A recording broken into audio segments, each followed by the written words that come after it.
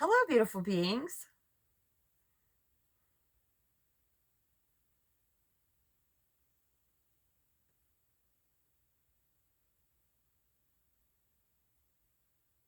Isn't that amazing? My oldest daughter, I call her Dothra. She gave me that years ago. I never get tired of looking at it. Ancients, what would you like to say this morning? The ascension process sucks. Oh, it's so hard. But we're all going through it. I believe every being on the planet is going through it because the planet is going through it. Because it's the only thing that's going to help save humanity is if everybody wakes up.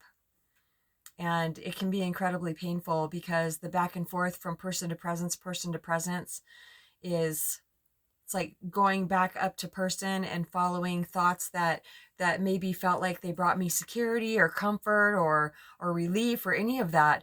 Those things just don't work anymore, which is really good because even if a person does keep going back to those things, it gets the relief that one would get from those things becomes less and less, and the time spent up in the head is shorter and shorter. So a huge way to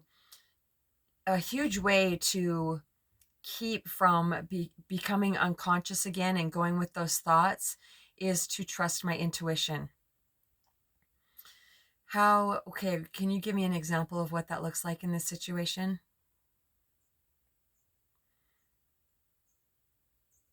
Is that my intuition? Okay, so they're saying that intuition equals wisdom, deep knowing, experience. So yesterday I went to a one town over. It's considered a big city. Well, to me it is. There's so many people, so much traffic, and I got to see my mom, Ocean, and then some other family members that I haven't seen since I was a little kid. And even though it was a pleasant interaction with them, it was still very stimulating energetically for me, and being in all that traffic and around all those people. And so on my way home, I just felt so tired and heavy, and my mind started saying, wouldn't it be nice if you could just smoke some pot? You could just totally relax, you could start looking forward to it again at the end of every day because you've been working so hard. No, I cut that right off because I know that I don't need that. And I got home, and when I'm tired, when I feel super overstimulated, uh, energetically, the thoughts go right along with it to all the same useless thoughts that come in when I'm feeling super tired. It's, oh, why am I alone still? Why am I living in my camper? All the things that I don't have. Yesterday, I was super grateful. Day before that, too. Most of the time, I'm super grateful. But the thoughts go along with how conscious I am, they're saying, or how unconscious I am. So it didn't take me very long at all. I went over and talked to Moonstar for a little bit, even though I wanted to isolate. I went over there and told her how I was feeling, and it just helps. It helps dissipate it. It doesn't There's a difference between talking to somebody that where it feeds it just keeps feeding that feeling, or talking to somebody where it helps starts to dissolve it and bring me from my head back down into my body. And so I came back over here, and all of a sudden I remembered these aren't my feelings. And the second I remembered that, I started feeling better. And I said, if these aren't my feelings, please remove them. Because when I get around a lot of people, I am so empathic that I feel everybody's feelings, and it's, even if it was a room full of happy people, they're saying, it would still feel like a sensory overload to me, and I would feel off and tired. So the second I said, remove these if these are not my feelings or my thoughts, I started feeling so much better and so much lighter, and I was smiling again. I smile all by myself.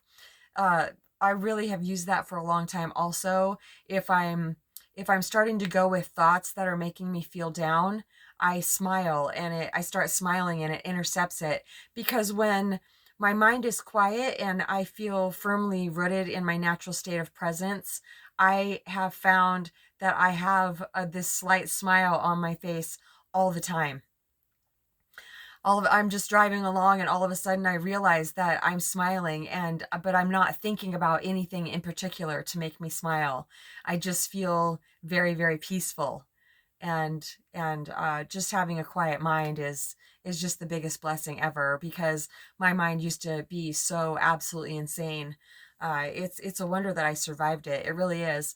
I mean, it's not a wonder, because when I had my first daughter, I knew that I would never ever take my own life, because of my mind.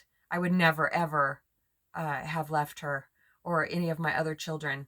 So my children are the ones that actually saved my life. I wrote a poem, and there's one line that says, "Angels came from far within to wake her ever splendor." Uh, that has a lot to do with my daughters, because they did. They came from within, and they helped me stay on the planet so I could overcome all of this, so I could overcome the crazy, crazy mind. And when I say crazy mind, I mean I would wake up and have maybe 20 to 40 seconds before my mind was just full gear. My mind had sent out the search party for something to worry about, and it always could find something. It could find something today if I let it, but I absolutely intercept that shit, because I refuse to live like that. And if it's possible, which I know it is, because I've witnessed it by other ascended masters, they live in a almost constant state of, well, Eckhart does, of presence, of a quiet mind, of the way the mind is supposed to be in these physical forms. That's how they were in the beginning of time. There's a story about two people and this lady ate an apple, and they became unconscious and realized they were naked. And I feel it has everything to do with an overactive mind. So, yes, the ascension process that we are all going through, it can be just absolutely excruciating, and it can feel like we're not making any headway at all, no progress at all. I'm back to where I was before. There's a lot of that. I feel like I'm where I was before, but we're not. It's just all a part of it, and things are always changing and moving and growing. So, if you feel alone in your ascension process and you need help trusting your intuition to help navigate you, satsang with Mama G and the ancients. I wouldn't be able to do any of this without the ancients. Absolutely not. Because I am a clear, open channel for the divine to pour through. If I was sitting here trying to give you ideas that I have from a personal identity, it absolutely would not work. It would not work. I just can't explain it any better than that. So, satsangwithmamaG@gmail.com. Thank you so much for your subscribes. I appreciate it so much. Oh my gosh. And and I don't know why I laugh. People have asked me, "Why do you laugh all the time?" I don't know. It just bubbles up. It just comes out. And it doesn't bother me any. So, love you so much.